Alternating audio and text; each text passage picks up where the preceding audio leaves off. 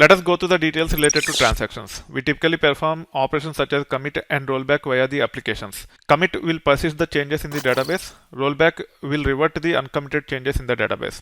We typically roll back the uncommitted changes in a transaction if there is any exception as part of the application logic flow.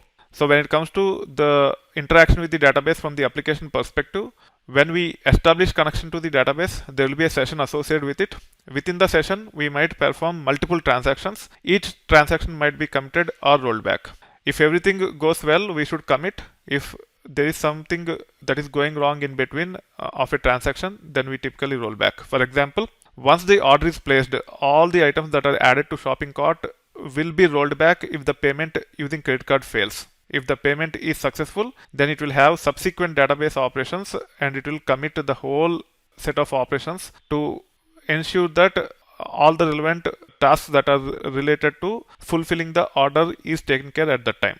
So that's how the commit and rollback work from the application development perspective.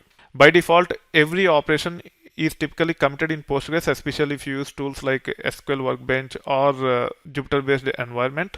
SQL Workbench provides you the option whether you want to enable auto commit or not while creating the profile. Even if you connect to pSQL and if you try to perform any insert, update or delete, all those operations are typically committed unless you say begin transaction, it will be typically committed. We'll get into the details related to transaction as part of application development courses later. For now, just understand that there are two statements, commit and rollback. Commit typically commits all the changes that are done in that transaction into the database.